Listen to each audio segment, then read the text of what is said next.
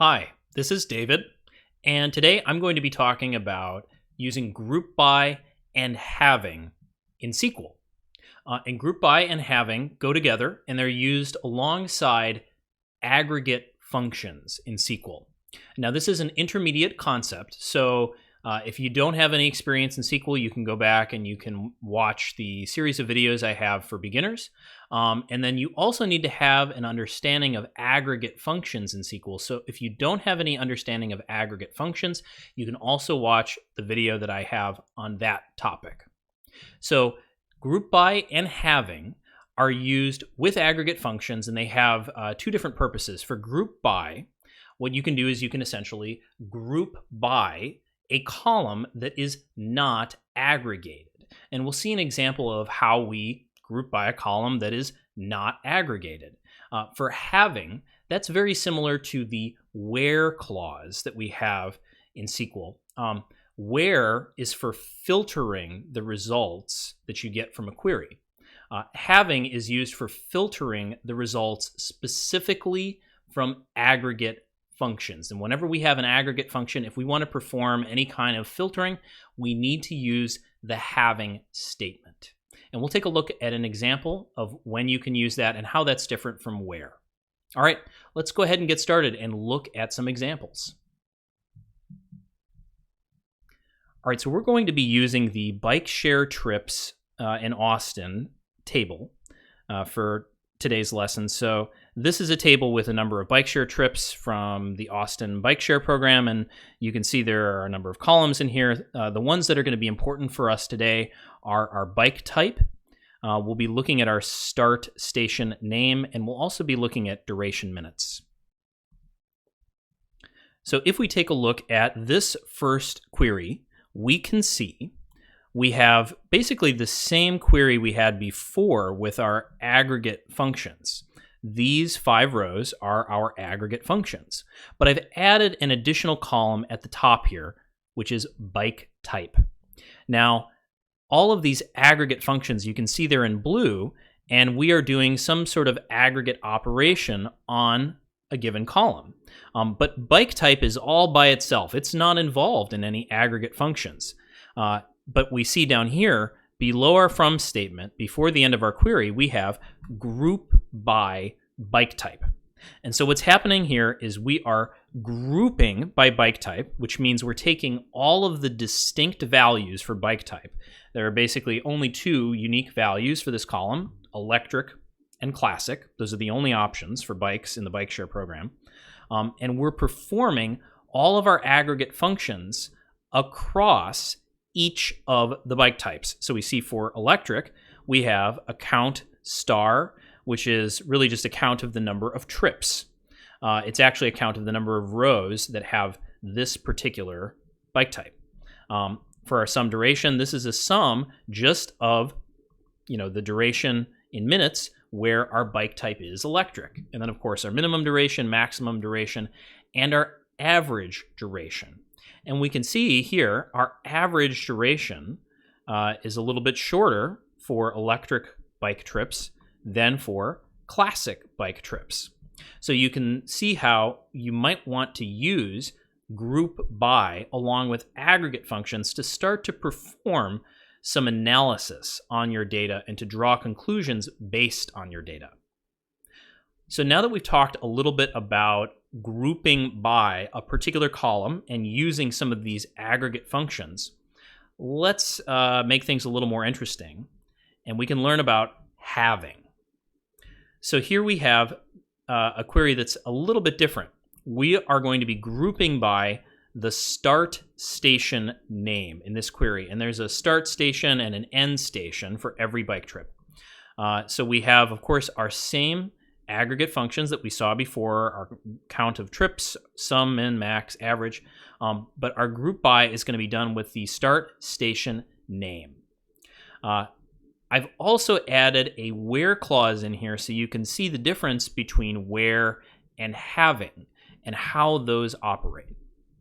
So what we have here is we are grouping by our start station name, so you can see all of our different station names. And then we have, of course, the number of trips, the duration, sum, minimum, maximum, and then the average. And so something I've done here is I am limiting this just to situations where our trips were on electric bikes only. So we have only electric bikes. And I've also added another filter here where we have the average duration is greater than 50 minutes. So you'll see here, this is one of our aggregate functions. If we were to do something like where average duration is greater than 50, you'll notice up here we get an error. It says unrecognized name. Well, what if we were to take our aggregate function and replace that? Well, we still get an error. It says aggregate function average is not allowed in the where clause. So anytime you want to perform some kind of filter on the results of an aggregate function, you need to use the having keyword. All right, I'm going to go back and replace this and say bike type equals electric. And we're going to get rid of that right there. So if I run this query, I have only electric bikes, only electric bike trips.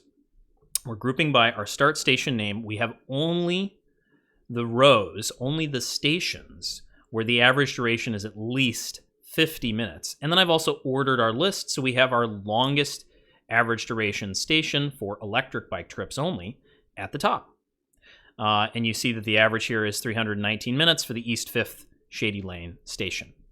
Now, you'll notice that we have 15 rows in this result. And so something we can do is if I were to add a comment here, and let me just switch over so you can see that there are 15 rows. All right, so if we look down here, we have only 15 rows. I've added a comment here to get rid of our where clause. And so if I run this query again, I'm now including both electric and classic. So I actually get 16 rows in this result. And then if I go over here and I comment out our having statement, I get all of the stations. I get all 200 stations. All right, let's go into one more query to demonstrate another part of group by that we should know about. So you can actually group by multiple columns. So we've grouped by our bike type here and our start station name. And what you do is you just include them in a list. Bike type, comma, start station name. And then, of course, we have our same having average duration is greater than 50 minutes. And then I've ordered by the average duration descending, of course, to give us the largest durations on top. And then I've also ordered by our bike type. And so what we can see here is the maximum average duration for either electric or classic is 319 minutes for this station, the East 5th Street station. And this is for electric bikes specifically, because we're grouping by start station and bike type. So then if we want to say, okay, well, what was the station that had the highest average duration for classic bike trips? Well, let's look down a little bit. We see here for classic bike trips, the largest average duration, because remember this is sorted by descending order, is the Cesar Chavez and Congress station. Fantastic. Okay, so now we can really start to dig into our data and we can start to answer questions that we might have. And this would help us to do any kind of an analysis if we had like a real business use case. All right, so today we talked about the group by statement in SQL and the having statement in SQL. And our group by statement is used to group by a column or a number of columns in order to use our aggregate functions with the grouped columns. And then our having statement is used to filter the results based on the result of the outcome of a given aggregate function. All right. Thank you so much for watching.